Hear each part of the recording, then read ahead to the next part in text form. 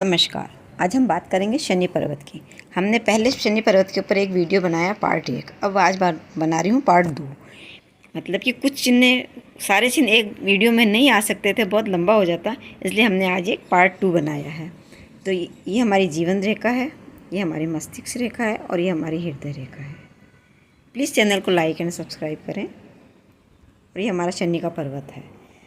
सबसे पहले हम बात करते हैं यहाँ पे स्क्वायर की, यानी कि चौकोर के चिन्ह की। इस तरह से होता है चौकोर का चिन्ह।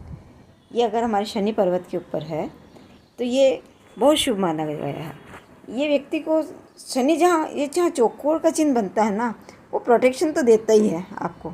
उसके साथ साथ ये शनि पर्वत पे आपको ज़मीन जायदाद, पैसा, कमाई सब कुछ देगा। इसका मतलब लगभग जो त्रिभुज के फल होते हैं ना, ज़मीन जायदाद, पुश्तैनी ज़मीन, धन, पैसा, ये सब आपको देता है। ये चतुर्भुज यानी कि वर्ग के चिन्ह की खासियत है।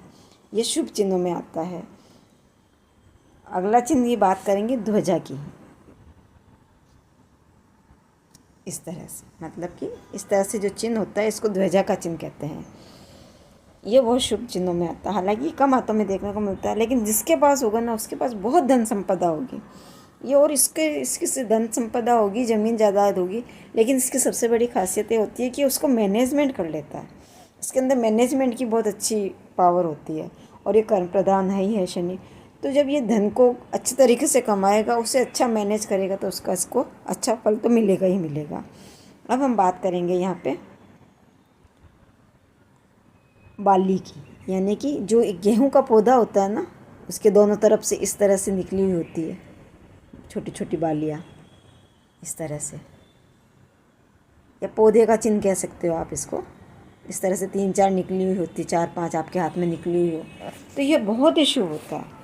ये बहुत ऐसे व्यक्ति को मल्टीपल इनकम मिलती है, कारण कि शनि के ऊपर रेखा आई तो वो भाग्य रेखा के लगभग भाग्य रेखा ही है, और उसके ऊपर इस तरह से इतने सारे ऑफशूट निकल जाएंगे तो वो आपको बहुत अधिक धन देंगे, वो आपको मल्टीपल इनकम देंगे।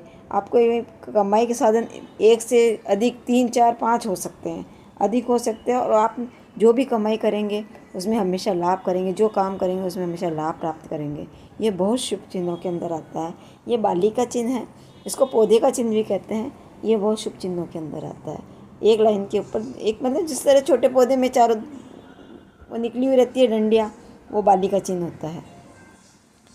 अब इसको आपकी भाषा में आप क्या कहते हैं, मैंने आपको पौधे का चिन्ह के बारे में बताया। ऐसे व्यक्ति का परिवार में मान सम्मान सब होता है। जिसके बाली का चिन्ह होता है ना, उसके पास धन, यश, मान, सम्मान, परिवार, कमाई के कई सोर्स, और ये अपने काम में बहुत उन्नति करता है। बहुत शुभ चिन्ह है ये। अब हम यहाँ पे बात करते हैं शुभ चिन्ह की स्वास्तिक की। इस तरह से स्वास्तिक बना होता है, ये रेखाओं की सहायता से ही बनेगा आपके। तो ये अगर यहाँ पे शनि पर्वत पे स्वास्तिक यानी कि विनायक का चिन्ह बना हुआ है, तो ये भी बहुत शुभ चिन्ह। विनायक तो अपने आप में शुभ है, तो वो बहुत शुभता देता है।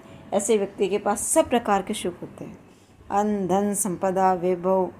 जैसे बाली के अंदर भी सारे सुख मिलते हैं, उसको भी वाहन वगैरह का सबका सुख मिलता है। इनको भी धन, संपदा, वैभव सबका सुख मिलता है, ज़मीन जायदाद सबका सुख मिलता है। ये बहुत शुभ चिन्हों के अंदर होता है। मतलब शुभ चिन्हों के लगभग प्रभाव एक जैसे ही होते हैं, लेकिन शुभ चिन्ह कौन कौन से होते हैं हम आपको वो बता रहे हैं। अब बात करते हैं हम यहाँ पे मछली की। इस तरह से मछली का चिन्ह बना हुआ होता है। यहाँ पे शनि पर्वत पे इस तरह से मछली का चिन्ह बन जाता है, तो ये भी बहुत शुभ चिन्हों के अंदर आता है। ऐसे व्यक्ति के पास सारे तरह की सुख सुविधाएँ होगी, धन वैभव होगा, यश होगा, सफलताएँ होगी, और ये बहुत उन्नति करेगा। इस तरह से हमने आज बात करी शुभ चिन्हों की।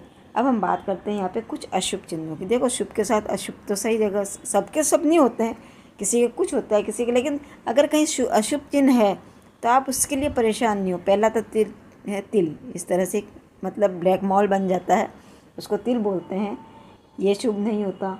दूसरा, यहाँ पे यव का चिन्ह बन जाता है, इस तरह से खड़ा भी हो सकता है, तो इस तरह से ये शुभ नहीं माना जा सकता, ये हमेशा अशुभ प्रभाव देता है।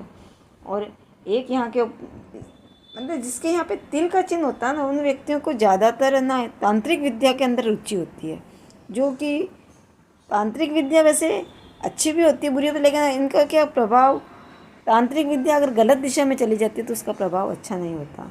इस तरह से ये अशुभ चिन्ह आपको कभी अच्छे फल नहीं देते। हमने आज दोनों तरह के चिन्हों की बात करी। देखने के लिए धन्यवाद।